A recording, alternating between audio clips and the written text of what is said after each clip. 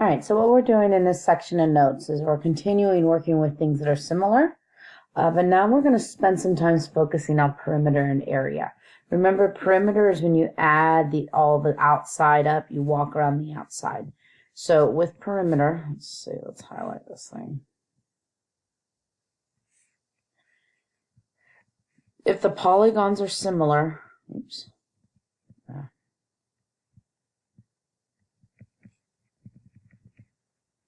then the ratio of the perimeters is proportional or equal to the ratio of the sides. So let's just write our statement of proportionality for this figure. So EG is in the same location as HK, and then GD is in the same location as KJ. FD is in the same location as IJ, and EF is in the same location as HI.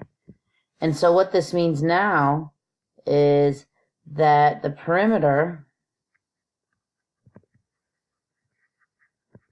of EGDF over the perimeter of HKJI, those also can fit in that set of parentheses. So there's 1, 2, 3, 4, 5 things that are now proportional. Okay, so now let's see if we can find the missing sides and the perimeter. So usually what I do for perimeters, because it's on the outside, I usually circle the figure. I'm going to write my perimeter equals question mark. And then here, I need to find this perimeter. And this perimeter is going to be, well, that's 10.6 plus 8, so 18.6. So we're going to set it up. I'm going to put my perimeter on the big shape on top, so I'm going to do big over small. And so I'm going to have X over my perimeter on my small shape. And then now I need to pick ratios. So I'm just going to, I don't want to deal with this 5.6, so I'm going to do 5 over 4. And so to get rid of a divide by 18.6, I times by 18.6.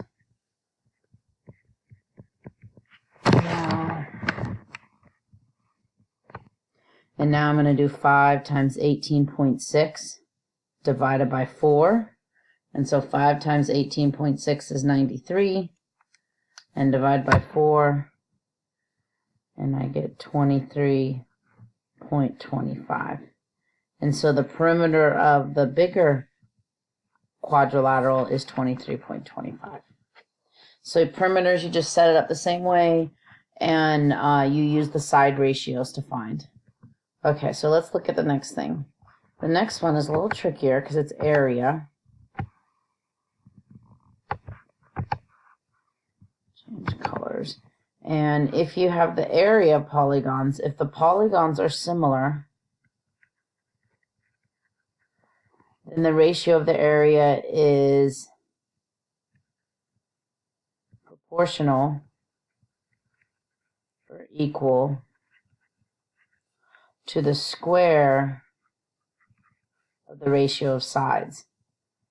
So what I have is, let's say I have side 1, so side of the small over side of the big is equal to the area of small over area big. But what you have to do is, because it's not 1 to 1, because for area you multiply, I have to square these things.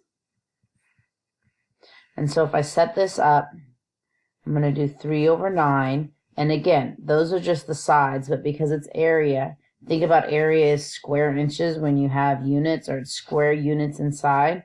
So I have to square those things. And now my perimeter 1, which I don't know, is on the small one. So X over, oh, it says perimeter. Let's change that to area. That's supposed to say area. I made a typo there. So we'll do area 1 over area 2. And so otherwise we're going to have the same problem as what we did up above, but we want area. So 3 squared over 9 squared equals x over 45. And so now what we're going to do is we're going to solve this. So it becomes 9 over 81 equals x over 45. So I times by 45 on the top and the bottom.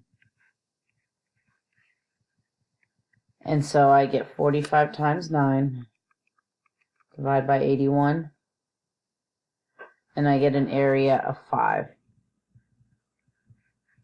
Okay, now this area may not be right just because it was a perimeter formula, but we're just going to go with it for the process so that you see that you square the sides to get the area. And again, I know that 45 is not the area of that pentagon, it is the perimeter, but we're just going to use this process so we understand how to set up areas. So when you're doing perimeters, it's just, you just fill it in as if it was a side, but if you're doing area, you have to do squaring of the sides. If you don't square the sides, it's not going to give you area, it would just be a perimeter.